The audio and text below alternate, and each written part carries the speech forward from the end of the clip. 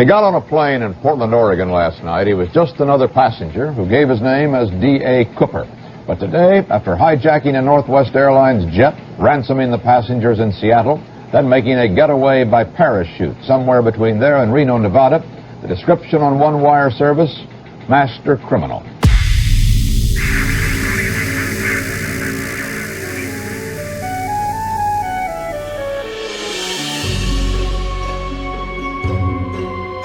Welcome to Reimagined Radio, a program about sound-based storytelling. With each episode, we explore how dialogue, sound effects, and music can engage your listening imagination and promote storytelling. Here to tell you about this episode is John Barber, producer and host.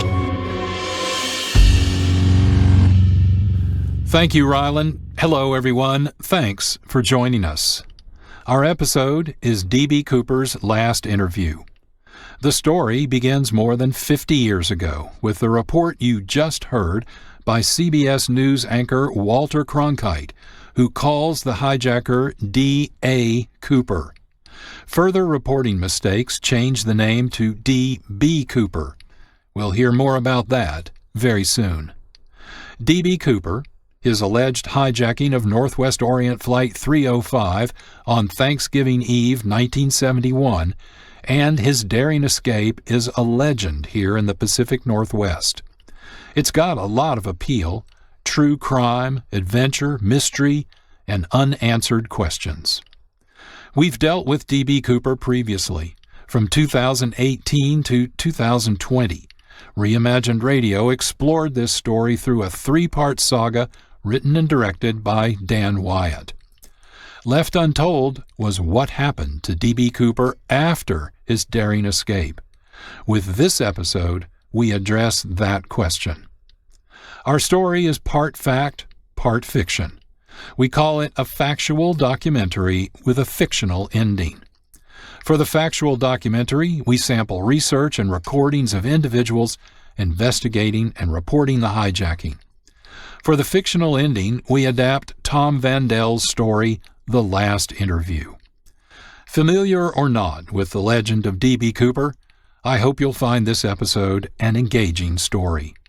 For more information and the transcript, see the episode page at our website, reimaginedradio.fm. Thank you for listening as Reimagined Radio presents D.B. Cooper's Last Interview.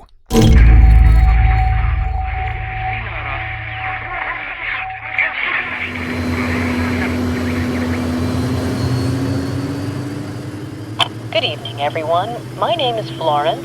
I and two other cabin attendants, Alice and Tina, welcome you aboard Northwest Orient Airlines Flight 305 with service to Seattle, Washington. Once we're airborne, we'll be happy to provide you drinks for $1 and complimentary juice or coffee. But right now, in preparation for takeoff, please be sure you have securely fastened your seatbelts. Thank you, and enjoy your flight. We'll be underway shortly. That's Florence Schaffner, one of the three flight attendants aboard Flight 305. The other two are Alice Hancock and Tina Mucklow. More about Tina Mucklow in just a moment. Northwest Orient Flight 305 is starting the last leg of a daily route between Washington, D.C. and Seattle, Washington. With stops in Minneapolis, Minnesota, Great Falls and Missoula, Montana, Spokane, Washington, and now Portland, Oregon completed, there remains only a 30-minute flight to Seattle. The aircraft is a Boeing 727-100, a passenger jet built from 1960 to 1984. A distinctive feature of the aircraft is the rear staircase, which can be lowered to the tarmac close to terminals without loading ramps.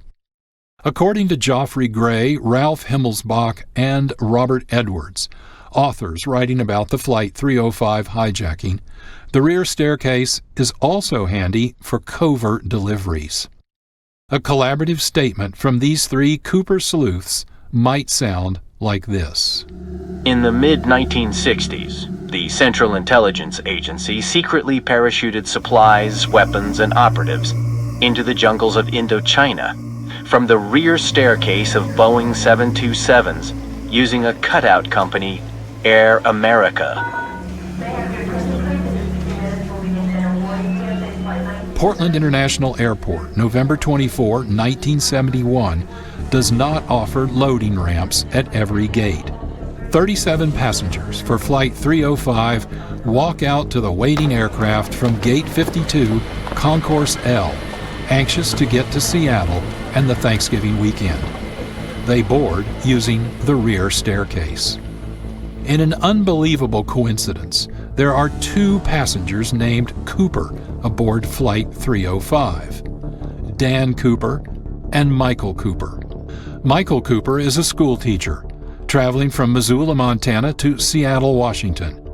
He remembers the passenger, later known as D.B. Cooper. He tried to board the airplane before it was officially allowed to board.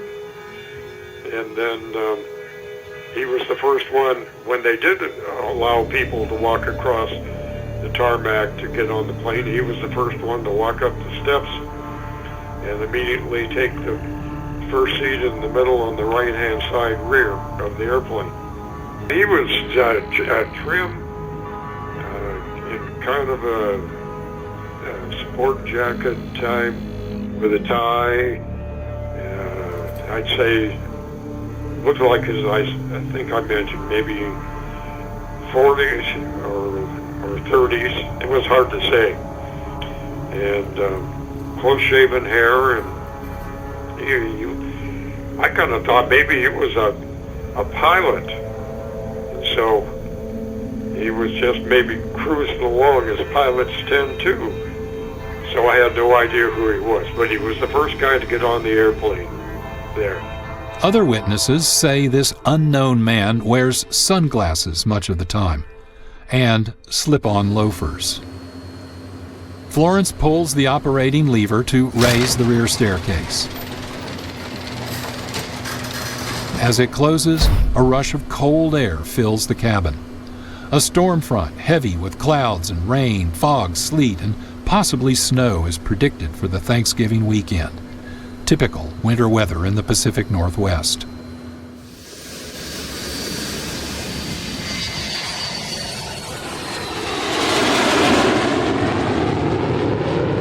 At approximately 2:50 p.m., Flight 305 is in the air, heading to Seattle. The man seated in 18E, middle seat, right side, drinks bourbon and smokes 8 Raleigh filter-tip cigarettes. According to Michael Cooper, he's talkative. And the first thing I noticed after we took off was he started doing a lot of talking to the stewardess there. And I think her name was Tina Mucklow. And they seemed to be having a lot of conversation. And the other thing, he had a kind of a briefcase or something that he had in the right-hand seat. He was in the middle seat. Tina Mucklow was sitting on the aisle seat. But he had his right hand almost all the time over on top of his, what looked like a briefcase. I was sitting in the second to the rear seat on the left-hand side.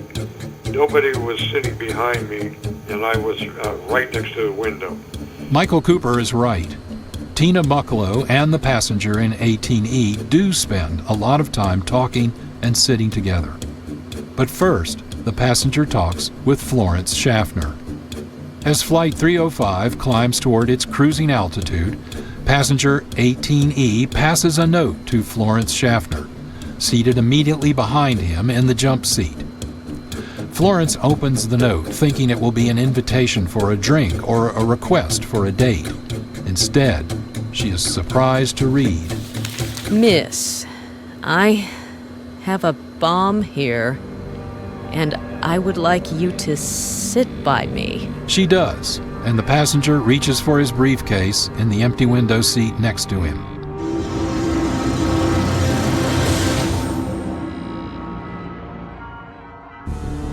Inside the briefcase, Florence sees 8 red cylinders, each about 8 inches long, a large battery, and lots of wires. It looks like a bomb. Later, Florence asks Tina Mucklow to sit next to passenger 18E while she takes his note to the cockpit. Pilot Captain William A. Scott, co-pilot William Radishak, and flight engineer Harold E. Anderson decide the threat is real. Captain Scott radios to Northwest Flight Operations in Minnesota with Cooper's demands. Passenger has advised this is a hijacking en route to Seattle. The stew has been handed a note. He requests $200,000 in a knapsack by 5 p.m. He wants 2 back parachutes, 2 front parachutes. Has bomb in briefcase and will use it if anything is done to block his request. Tina Mucklow and passenger 18E spend the rest of the flight seated next to each other talking. This is what Michael Cooper observes. Flight 305 circles the Seattle airport for 2 hours. On the ground, everything stops. No flights in or out while the FBI gathers 10,000 $20 bills from nearly a dozen banks in the Seattle area. They microfilm the serial number of every bill. These numbers are printed in a 34-page booklet and distributed publicly. The money bag from Seattle's First National Bank is canvas, 11 inches by 12 inches by 6.5 inches, and weighs 19 pounds. The FBI also secures 4 parachutes, 2 primary, or back, and 2 reserve, or front. Flight 305 finally lands at 5:39 p.m.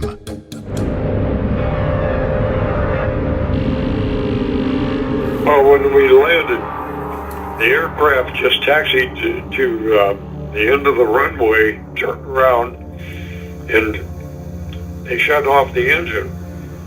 And pretty soon a truck and a fuel tanker pulled up, and a couple of guys climbing up on the wings and started to refuel the aircraft. And again, it didn't make any sense, and yet there was no explanation as to what the heck was going on. No explanation whatsoever. And we sat there for quite a while until a vehicle pulled up, and the vehicle was pulling one of those portable chairs, portable stairwells, and that was hooked up on the front left-hand side of the airplane. And I'm sitting there, and pretty soon the stewardess from the front of the airplane runs down the aisle with this big sack. And in the sack, it says, I think, Seattle First Bank or something like that. Anyway, she walks to the stern of the aircraft carrying this big sack. Then she comes back with a parachute, a small parachute that she's carrying. And then she comes back a couple more times with more parachutes. And I think she's, if I remember correctly, about 4 parachutes that she brought. And then she goes back, and in a minute or so, we are told on the intercom to depart immediately in the front left-hand side of the aircraft. Michael Cooper, 35 other passengers, and 2 flight attendants, Alice Hancock and Florence Schaffner, exit the aircraft. They board a bus waiting to take them to the airport terminal. And I got the heck out of there quickly and down the steps, and the bus had pulled up. And I immediately got on the bus, along with all the other people who were ahead of me. And there we were told to sit down, and a guy starts calling off a roster of people on the aircraft. And he starts out alphabetically, of course. He says, D. Cooper, not D. Beatty. He says, D. Cooper. And nobody speaks up, and he says, D. Cooper. and nobody speaks up, and I finally stood up and waved my hand and said, "It's M. Cooper, Michael Cooper." And I saw him cross something off the paper, and then he continues alphabetically down the list, and everybody else responds, and then the bus drives us to the terminal building, and it's there that they tell us to depart, go up the stairs, and then there's a bunch of people there that are asking us to go sit down, and then they interview each of us, and these apparently are the FBI people, and they each interview us and just ask us who we are, where we came from, what was our reason for coming there, and then they say that we can be excused. Using the ticket issued to the missing passenger, which shows his name, Dan Cooper, spelled out clearly in all capital letters, FBI agents identify the hijacker. A pair of mistakes in early press reports about the hijacking changed the name Dan Cooper to D.B. Cooper, and so the mysterious hijacker is known ever after. Both mistakes originate in Portland. First, Clyde Jabin, a stringer for United Press International Wire Service, asks an FBI agent if they have a name for the hijacker. Yeah, D. Cooper. Is that D as in dog or B as in boy? Yeah. Jabin submits his story naming the hijacker D.B. Cooper. James Long, a reporter for the Oregon Journal, is also credited with creating the D.B. Cooper name. This is his story. I said, well, give me a name. And so he said, Cooper. We got that, Cooper, C-O-P-E-R. So what was his first name? And this is where I'm not sure how this happened, but somehow or other I came up with DB. And actually, I think he'd registered for his ticket as Dan B. Cooper. So I went to the city desk and I said, the guy's name is D.B. Cooper. So I think I just told whoever it was who, had writing the story what the name was, and he just typed it in. It was identified as blank. He typed in D.B. Cooper. Went out on the FBI wire and went, worldwide. And then it wasn't too long afterwards that somebody called and said the FBI says that it was Dan Cooper. And so we tried to correct it. Nobody wanted it. Human beings love stories, and you don't understand anything unless you can tell a story about it. Einstein said imagination's more important than knowledge, and I think he's right.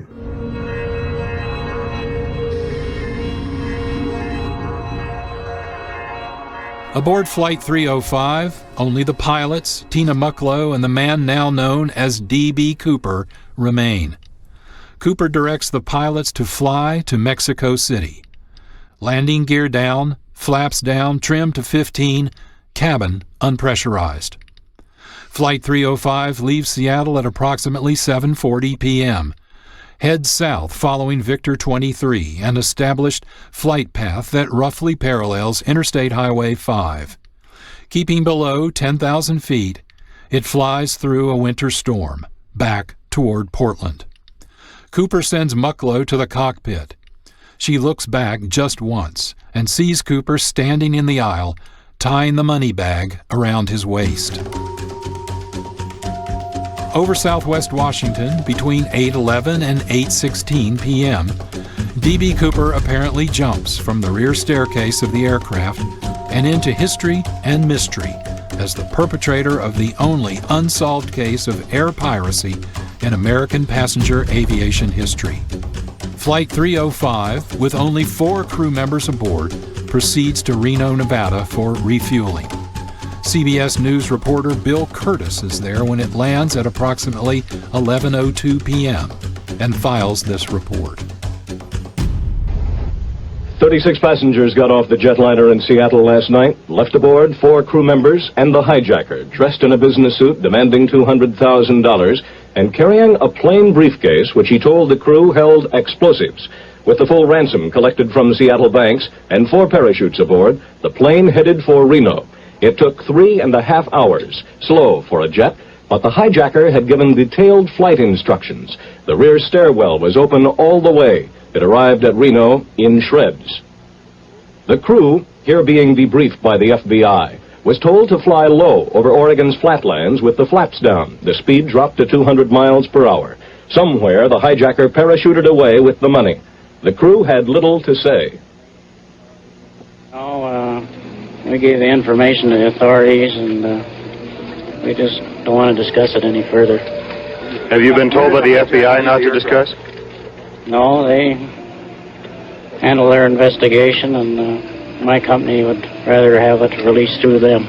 Tina, were you with the rest of the crew during the flight after you left the ground the last time? Yes, I went up to the cockpit. None of you were within sight of the hijacker, right?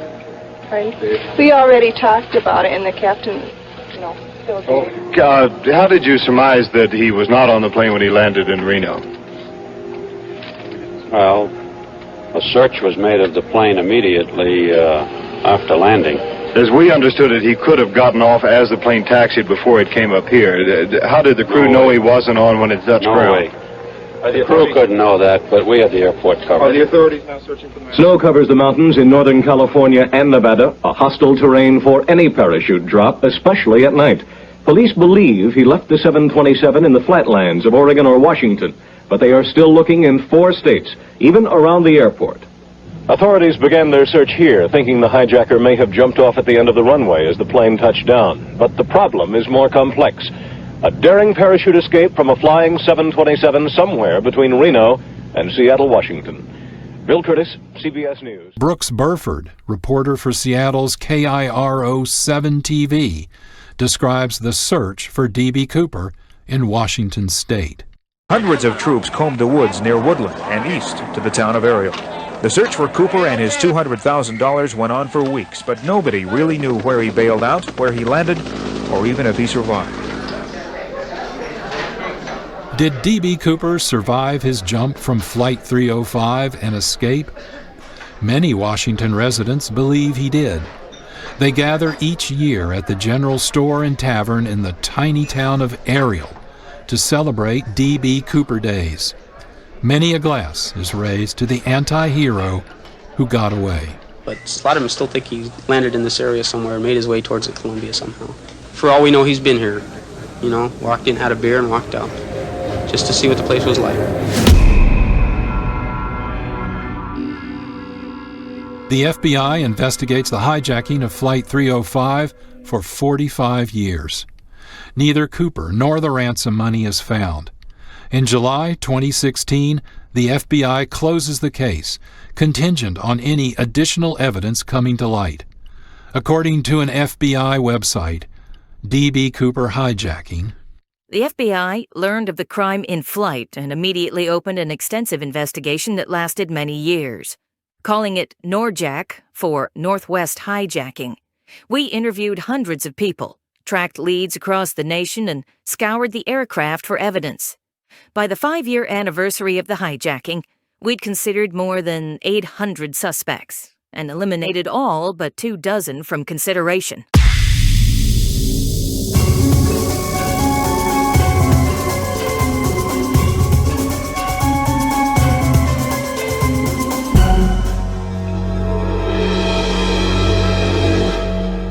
You're listening to Reimagined Radio. Our episode is D.B. Cooper's last interview. I'm John Barber. My apologies for interrupting the story, but we need to reset the studio for Act 3. While that's underway, it's a good time to tell you about The Fusebox Show. Produced by Marc Rose, Milt Keynes, and Jeff Pollard, each episode features a full course of what they call ear food. Wit, slathered conversation, and commentary about current events and contemporary culture. Here's a sample. Fusebox. You! Right there, staring at yourself in the mirror. You.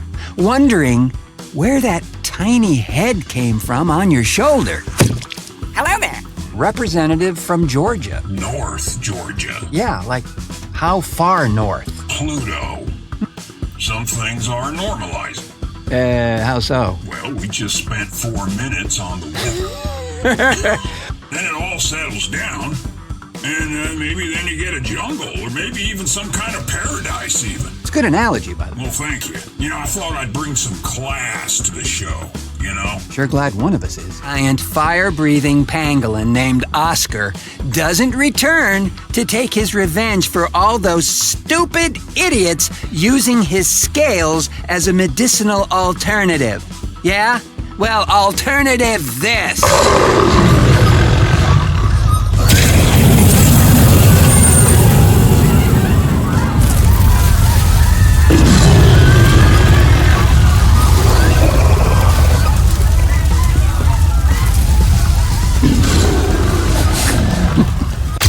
Catch Fusebox the third Thursday of the month at 9 p.m. right here on KXRW 99.9. Fusebox. Learn more and subscribe to the podcast at the Fusebox Show website, thefuseboxshow.com.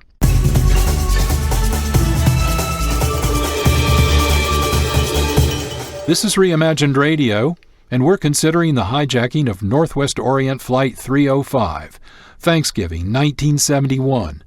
A passenger called D.B. Cooper hijacked the airplane and escaped with $200,000 in ransom money by parachuting from the rear staircase. Today, more than 50 years later, the question lingers. What happened to D.B. Cooper and the money after he escaped? Tom Vandel, copywriter and creative director for Less Overhead Advertising, based in Portland, Oregon, imagines an answer in his short story, The Last Interview. With Tom's permission, Reimagined Radio adapts his story as the second half of this episode. Enjoy listening. Okay, I think we're recording. Test, 1, 2, 1, 2. Yeah. Got this Sony Scoopman and anxious to try it out. It's working. Good. This is Nick Frick. It's Wednesday, November 27th, 1991, just past 7 p.m. I'm at the home of Carl Yurko, address 1337 Franklin Street, Astoria, Oregon. I met Carl at a D.B. Cooper convention in Portland last year. He said he has a story about D.B. Cooper that impacted his life. It's taken a year, but I'm finally here to interview him. I hope this pans out. That's good. I'll put this recorder in my jacket pocket and just let it run.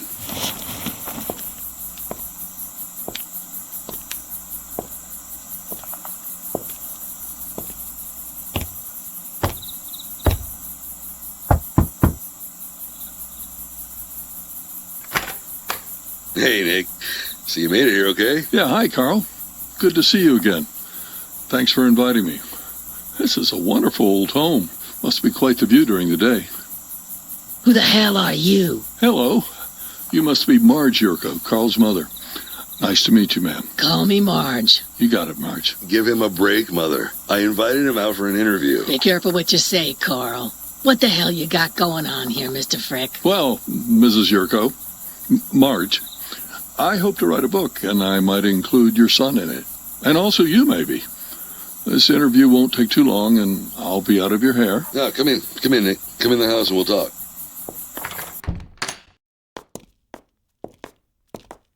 Where are you from, Nick? Montana. At least that's where I went to high school and college. Billings, West and Eastern Montana College. But I've lived in Portland for a while. You drove all the way out here to talk to Carl? Yeah, it's not a problem. What do you do besides write stuff? Well, I do some private investigation work at times. And I play basketball twice a week. And you think you can write an actual book? That's the general idea. Have you been drinking, Mr. Frick? No, I haven't been drinking. Have you? As a matter of fact, I have. What's this book of yours about? Well, March, the book is about D.B. Cooper, the obsessive search to know what happened to him, how that affects people and families, people like you and Carl. His obsession with the D.B. Cooper search and how that has affected his life could be a powerful story. Now, I told you before, I'm not obsessed with it. People are interested in the D.B. Cooper myth. Nobody gives a hoot anymore about D.B. Cooper. Well, I believe there's a big audience. Perhaps not for Cooper, but for what he stands for. Sounds boring as heck. No, it's okay, Mother. No, we'll talk here at the kitchen table. Everybody take a seat. Okay, let's begin. I got my notebook here. Could I get your names and address, please? Well, my name is Carl Yurko. I live at 1337 Franklin, Astoria, Oregon. And your mother? Her name is... I can talk. My name is Marc Yurko. I live with my no-good, lie-about son. His name is Carl. Oh, yeah, right. Jesus, stop it, Mother. Living with his mother. Pathetic. What a bum. Oh, yeah, the bum who takes care of you every damn day. Carl, you told me you grew up in Astoria and graduated from Astoria High School. Is that right? Yeah, Yeah, go fisherman. What did you do after high school? Well, I worked on a fishing boat in Alaska. Came back here, joined the Marines, went to Vietnam, returned to Astoria. I've pretty much been here ever since. Other than that, spent some time in Montana after I left the service. Carl, you and I met at a D.B. Cooper conference last year. That right? Yeah, that's right. I'm the one who told you about that conference. I saw it in the paper. Why were you there? Looking for babes. Stop it, Mother. I just like to go to the conferences. Keep up on the searches. What about the search? I asked the FBI guy if they ever found any shoes. Shoes? Why did you ask about shoes? Well, Cooper wore black loafers. I figured they must have come off when he bailed out. What did the FBI guy say? Said they never found any shoes. He's obsessed with those shoes. I'm not obsessed. I'm just curious. Shut your trap, Carl. Let's move on. You said you had a story related to D.B. Cooper that truly impacted your life. I think those were your words. I'd like to hear that story. I wouldn't. Carl, what are you doing? Please, Mother, shut up. What have you got? I'm all ears. It starts here. What? This framed black and white photograph? Who are these guys? This is my squad on patrol. Well, some of us. Charlie Company, 1st Battalion, 4th Marine Regiment. Summer of '69. I mean, these were my boys. Who are they? Left to right, O'Donnell, Yates, Coogan, and me. This is you, Carl Yurko, on the right? Yep. This is where the story starts. Tell me more. Carl, shut the hell up. I know what I'm doing, Mother. You'll see. I want a beer. Get me a Rainier. Gosh darn it, Mother. All right. You want a beer, Nick? We got them in the fridge. Sure. I'll have a Rainier. Oh, crap. And we only got one left. Give it to your mom. I'm fine. I'll take it. But go to the food mart and get another 6-pack. Get 2. Now. Mother, I'll do it right after the interview. Do it now. Or I'm gonna make a racket. Don't make me yell. Okay, I'll run to the store. 10 minutes. Really? She can't wait? No. She needs her beer and keeps her regular. I'll be right back, though. I'll be right back. And get some lottery tickets.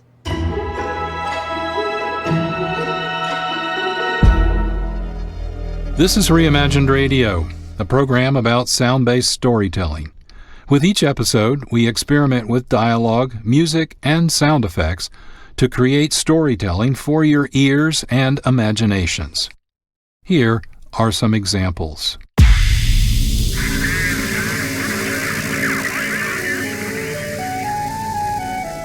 Get out of my head! Wait, is he reading your mind?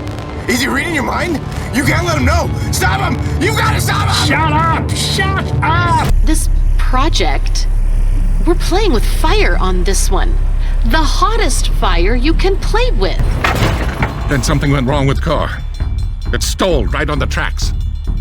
The train was coming closer. I could hear its bell, its cry, its whistle crying. Still, he stood there. Now I knew that he was beckoning me to my death. Answer me, who is this? Do you realize you're driving me crazy? Who's calling me?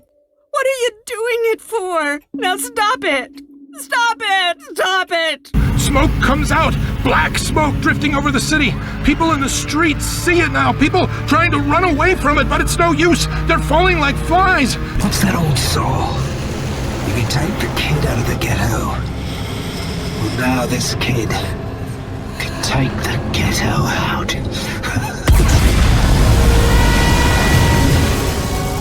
Reimagined Radio.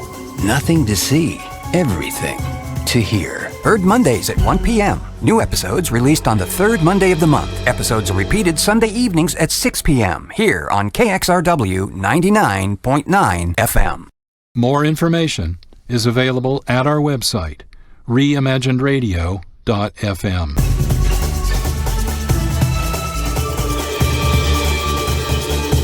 You're listening to Reimagined Radio. Our episode is D.B. Cooper's last interview. It includes our adaptation of a story written by Tom Vandel of Portland, Oregon. Let's continue listening.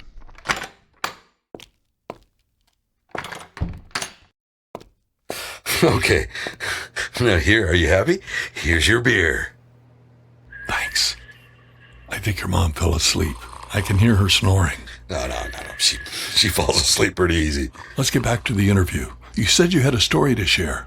Give me the highlights. Oh, it's your lucky day, Nick. You struck gold. But we're going to need to drop a contract. Well, you got my interest, man. Spill the beans. It all started here. With Danny. You're pointing to one of the soldiers in the photo of your patrol squad in Vietnam. What's his name? Danny Coogan. He was my brother in everything but blood. He was my bud.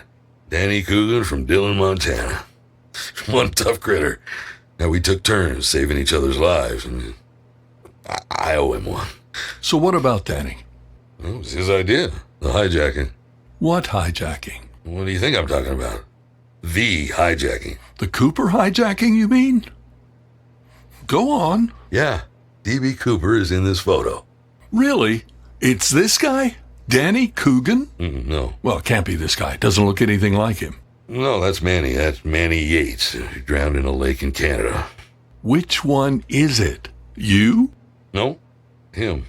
Carl, you can't just point at the photo. You gotta say his name out loud. Well, O'Donnell, better known as O.D. O'Donnell is D.B. Cooper? Yep, Kevin D. O'Donnell, as he was baptized, I believe, from Pittsburgh, PA. You ever told anyone this before? No, not a soul. Why are you talking now? Did you know the FBI indicted D.B. Cooper even though they never caught him? Even without knowing who he is. Well, they indicted him in absentia so they could prosecute him any time. Now, if they ever catch him. Even though it's beyond the statute of limitations. That's right. Go on. O.D. kicked it a month ago in Vegas. It was pancreatic cancer. I promised him I'd never tell anyone, and I haven't. Until now. You're kidding me. Can you prove this, Carl? Yep. How? What's the story? Well, it started with Danny. Dan Coogan was his real name, but our platoon leader kept calling him Cooper by mistake. It was Dan Cooper. It was Cooper, get on point. Cooper, get on down that tunnel. This and that. He just... So we just started calling him Cooper, and it stuck. Yeah, he was Cooper from then on. Dan Cooper? That was the name the hijacker gave on the plane before the press called him DB by mistake. Well, his mother would say, duh. But he wasn't the man who did it. Dan Coogan, you mean? Well, Coogan, Cooper, same guy. He did not hijack the plane. But it was his idea. Go on. I think I'm following. Well, Danny used to tell us he wanted to hijack a plane and get a ransom and bail out with the money and get away. I mean, he said it a lot. Well, to us, anyway. He said it could be done, too. He said he used to parachute off of crop duster planes for fun in Montana. Were you paratroopers in Vietnam? No, we're just grunts, earthworms, tunnel rats. No, we never got up in the air unless we stepped on a landmine. So Dan Coogan, a.k.a. Cooper, had the hijacking idea, but he is not D.B. Cooper. Oh, that's right. Danny's not D.B. Cooper. Danny got shot through the throat on Halloween in 1969. That was the worst day of my life. I'm sorry to hear that, Carl. So Coogan is nicknamed Cooper, but he's not D.B. Cooper, the hijacker. Correct. I told you, O.D. is D.B. Cooper. O.D. is D.B. Yep. How do you know O'Donnell is D.B. Cooper, the hijacker? Can you prove it? Well, I helped him do it. I abetted the crime, as they say. But I can't be charged now. The FBI indictment was only for Cooper, meaning O.D. Tell me the whole story. We'll get there. First, I got a question for you. How do you plan to sell this book? I mean, you got a publisher or agent? What kind of rights do we have? We'll go over that after I hear your story. We'll decide on a split of some sort, or I'll just pay you a fee. Oh, Mother and I could use that money. The sooner the better. You're not the only one. Let's hear your story. Well, O.D. finished his tour 2 weeks ahead of me. We met up in Missoula. I was going to enroll at the university, and O.D. and I got jobs, and we lived together in a dive house across from the railroad tracks. It was near the Park Hotel. What happened there? Well, O.D. heard on the radio that Silvertip skydivers were offering skydiving lessons. He wanted both of us to do it. I said, no way. I don't like planes or heights. So go figure that. I mean, he did it anyway. He loved it. He jumped several times. He thought he wanted to be a smoke jumper. And by September, I decided I didn't want to go to college. I moved back home to Astoria. And, well, O.D. stayed in Missoula. He kept skydiving, but he changed his mind about being a smoke jumper. He thought jumping into forest fires was too dangerous. Okay, then what? Well, O.D. called me. He was drunk one night. He said he's going to do it. Do what? Hijack a plane, like Danny had always wanted to do. What was his plan? Well, he was going to hitchhike to Billings, get on a plane to Salt Lake City, hijack it, get a ransom, and then head toward Mexico and jump out over the Grand Canyon. The more I thought about it, I thought he should jump out somewhere in the Northwest. I could pick him up when he landed. You offered to help him do it? Oh, hell yeah. I had nothing going on in Astoria. I was just bartending, and we both wanted to honor Cooper. O.D. said we could split the money, too. He was going to ask for $200,000. Carl, tell me you're not making this up. Oh, God's honest truth. Go on. Well, O.D. came to Astoria and he lived with us. He'd borrow my truck when I was at work. He'd go out and look around. And one day he drove me out there and he said, hey, this is it. Landing Zone O.D., he called it. It was north of Battleground. Open spaces, not a lot of people. He said if he jumped at the right time, under 10,000 feet, he'd be fine. He had it all worked out. It was the night before Thanksgiving, right? Yep. November 24th, 1971. Tell me about that day. Well, that morning in Astoria, we went into JCPenney. We bought a dark suit for him to wear on the plane. Okay, then what? Well, I drove O.D. to the Portland airport, and he was going to get a ticket under the name Dan Coogan, but at the last minute, he changed it to Dan Cooper because he didn't want to cause any trouble for Danny's parents. So he went with Dan Cooper. He got on the plane. I drove back to Astoria and waited to see if I'd hear from him that night. Or never again. I thought his chances were 50-50. You are blowing my mind, man. Unless you're messing with me. Carl, this is crazy. Damn right. I remember what an FBI investigator said about it. He said it was so crazy that no experienced skydiver would ever try it. Said he probably never got his chute open. He was dead wrong. So, what happened next? Well, late that night, I got a call from O.D. He jumped, he survived. He said he blacked out for a bit coming out of the plane, but then he came to, got his chute open. Clouds broke. He saw the taillights of vehicles on I-5, and as he came down, he saw the lights of a town, so he tried to head for a flat spot on the outskirts. He wouldn't have to walk too far. He'd taken his loafers off because he knew they'd blow off his feet, and he figured he'd need them to walk out, so he stuck them down his pants, but one fell out. He landed in his stocking feet with money strapped to his body. He stashed his parachute in the field and then walked to a road and into town. What town? Woodland, 10 miles north of his landing zone. The wind blew him north, more than he thought it would. Seriously? It was that easy? Well, he explored the area, you see. He knew where Woodland was. He'd had it worked out. Oh, he knew the flight path would go near the landing area he had in mind. You're referring to OD? What? Yes. What? Are you paying attention? Christ on a crutch, Nick. So far, you have all the details right, at least what I know. But all of this was in the news. You could have read it and made this whole thing up. You'll see. So, go on. No, he called me from a payphone. He told me where he was. I picked him up. We went back to the field where he left the chute. We got it and we drove back home. With all the money? Well, he dropped some. It was later found by that kid. So, you get back to Astoria. What did you do with the money and all? Hid it in the cellar. Is it still there? All of it? Well, the money's mostly gone, but there are a few other items you want to see. I'm going to kill you if you're messing with me, Carl. What happened next? What did you do? Well, the next day it was all over the news. We couldn't believe it. How big of a deal it was. We talked it over and he said, I got to get the hell out of here. And he took a bus to Montana that night. He wanted to split the money with me. I said it was too much, and we settled on $25,000. It was still too much for what I did. I mean, I didn't jump out of a freaking plane or anything. I just picked him up and stashed his stuff.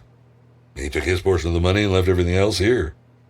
My part of the money's mostly gone. Okay, hold on. A few questions.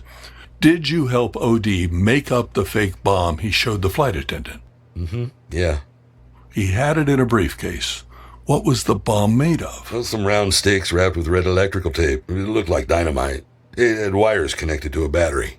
The hijacker left 8 cigarette butts on the plane. Did OD smoke? A lot.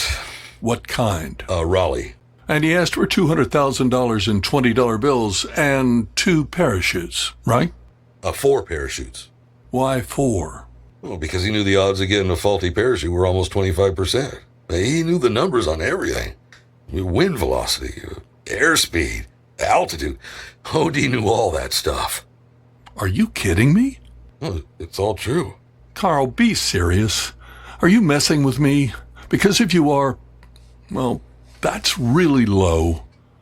I need to know, Carl, before we go any further. I swear, Nick, I'm not messing with you. Oh my God, this is unreal.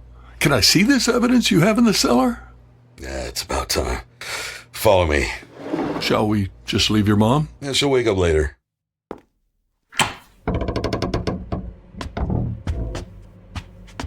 This is the cellar. Is there a light? Yeah, let me pull the cord. Okay, that helps. Come over here.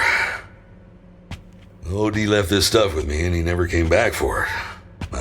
I kept it hidden. I should have got rid of it, but I don't know, I just didn't. I kept thinking OD might want it someday. But he never came back for it? Nope. Go ahead. Open the box. Am I going to get blown up? Oh, find out.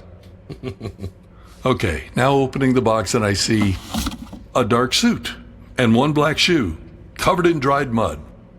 No way, man. This is his suit and a shoe? Yeah, same suit, same shoes. Well, I'm missing one. I'll be damned. This is incredible, Carl. This is all real? I told you, Nick, you hit the gold mine. Yeah, I've got the parachute in a box somewhere else. Oh, man. The actual parachute. You were not kidding. You know, we're going to want to talk about that book. What's in this manila envelope? Well, take a look. Money. Looks like 5 $20 bills. Yeah, it's all I have left. The serial numbers match the ransom money. It's all legit. And what's this paper? No! No way! The ransom note? The actual handwritten note? Mm-hmm, that's it. I have a bomb in my briefcase. I want you to sit next to me. No, OD kept the note, and the only thing he left on the plane was his tie. And 8 cigarette butts. I told OD not to smoke on the plane. He was so nervous he had to. What about the tie? Yeah, OD bought it at a second-hand store in Portland before he went to the airport. Well, he wanted to leave something behind on the plane to, throw the feds off. Well, the tie would have a lot of fingerprints on it. I thought it was a genius idea. But this suit will have your DNA on it. Yeah, of course it will. I put it in the box, Nick. Weren't you ever a suspect? Did the FBI talk to you or OD? Not once. We didn't fit the profile, I guess. We were grunts in Vietnam. They were looking for connections to the Air Force or planes like that. Simply amazing. But Carl, come on. What? Let's be honest. The real D.B. Cooper is standing right in front of me. It's you. Admit it. Nope, I have an alibi. Mother and I were sitting upstairs watching television when the hijacking happened. You can ask her if you want. Besides, I was just an accomplice, like I told you. But we're past the statute of limitations anyway, so I can't be charged. You know that, remember? O.D. was the hijacker. He died a month ago. Carl, O.D. may have died a month ago, but he wasn't the hijacker. What are you talking about? You were the hijacker, Carl. You're D.B. Cooper. What? Hell no. It was O.D. Carl, stop. Your mom's cigarettes tipped me off. What? What cigarettes? I mean, she doesn't even smoke. She used to. When you went for beer, we talked a bit, and she said she wished she could have a cigarette, but you'd made her quit. I said I'd quit too. I asked what her brand was. And you know what she said? Raleigh. What are you saying? She hijacked the plane? No. You did. You did it, Carl. You don't know what you're talking about, Frick. Did you know that most people who smoke pick it up at home? From parents who smoke. And they often smoke the same brand. Raleigh was not a popular cigarette back then. Not many people smoked it. You smoked those Raleighs on the plane, Carl. You're D.B. Cooper. That's a bunch of bull if I ever heard. Ah! Oh, no. Jesus, Mary and Joseph, Mother, when did you... You caved his head in with an iron skillet. I had to hit him. I don't want to live my last few years alone with you in prison. I wasn't going to prison, I told you. I told you to get rid of this stuff, Carl. And I told you not to smoke on that damn plane. Now look what's happened. You got caught. I knew you'd confess someday, son. I could see it coming. Fuck, I can't freaking believe this, Mother. Now what are we gonna do? Not we. You. You're gonna take him to some nowhere spot, maybe out to Olney, in the woods someplace. Make sure nobody finds him. Hide the car somewhere else. Yeah, fine. Then what? Don't you realize this means no book deal? I mean, we could have made thousands of dollars with a book deal. We could have taken that road trip to the Grand Canyon and all those other parks you want to see. We can still do that. With what? We don't have any money. So you told Frick the hijacker was your Marine buddy, O.D.? It was the perfect cover, Mother. I mean, we were together a lot before the hijack. I could blame it on him. Why didn't you tell me about the fake story you made up? Wasn't sure I'd do it. I wanted to see tonight. And when I went for beer, I decided I like Nick and wanted to give him the story. You put that to a quick end, though, didn't you? Thank you very much. Did O.D. really die a month ago? Yeah. I remember him staying with us. Then he went back to Missoula. The whole time he was here, I never told him about the hijack plan. Why? I was scared about it. I wasn't sure if I'd do it. So, he found out like everybody else? Wish I'd seen his face when he found out. Whatever became of him? Then got married and opened a shoe store in Great Falls. He loved shoes. Had that place for 10 years or so. Then he moved to Las Vegas and was a high school English teacher. Got pancreatic cancer and died. Ah, bless the man. Oh, he liked you a ton, Mom. Always asked about you. Oh, he loved the fact that you picked me up that night in the woodland and helped me find the parachute I'd hidden in that field. I was the one who found it. Oh, I remember. It was raining like crazy and muddy as a mother. That was a hell of a jump from that plane, son. Yeah, I still dream about it.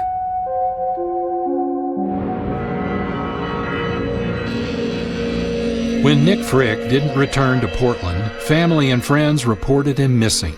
An intensive police investigation and search found his car hidden inside a stack of crab tracks along the Astoria dock. No sign of Frick. He disappeared. Later, a hunter near Olney found a small Sony recording device in the woods. Police forensics recovered the interview between Frick and Yurko. But Carl and Marge are gone. Vanished, along with the contents of their house in Astoria. No forwarding address, whereabouts unknown. Frick's body has not been found. Police think the recorder fell from his pocket while his body was being moved. His interview with a man who could have been D.B. Cooper has not been verified and is gathering its own restless mythology. Sadly, we're no closer to knowing D.B. Cooper's identity, despite our reimagined speculation in this episode. But not knowing, even after more than half a century, is perhaps the best answer, says Daniel Lavelle, writing in The Guardian. Not knowing seems the whole point of this mystery. Who is D.B. Cooper? Whomever you want him to be.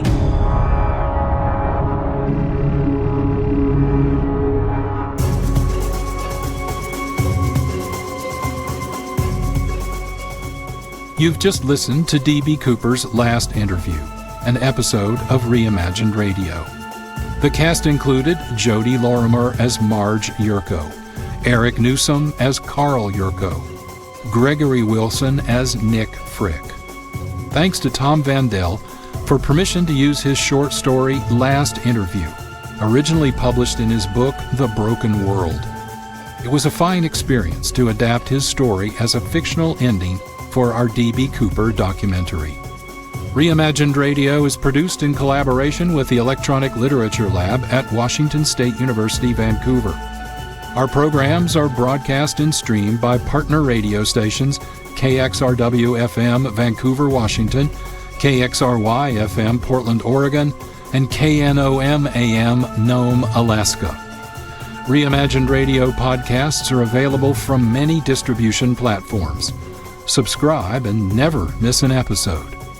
Visit our website, reimaginedradio.fm, where we keep information about all our episodes, as well as lots of interesting extra information about radio storytelling. Original music composition, sound design, and post-production by Marc Rose. Graphic design by Holly Slocum and Evan Leyden. Announcing and YouTube management by Rylan Eisenhower. Our social media efforts are managed by Caitlin Kruger. Follow Reimagined Radio on Instagram, TikTok, Facebook, X, Blue Sky, LinkedIn, and especially our YouTube channel, @Reimagined Radio. Reimagined Radio acknowledges the debt we owe to previous and contemporary radio artists and hope our curation and stewardship of their artifacts and efforts demonstrates our sincerity. This is John Barber, producer and host. Thank you for listening.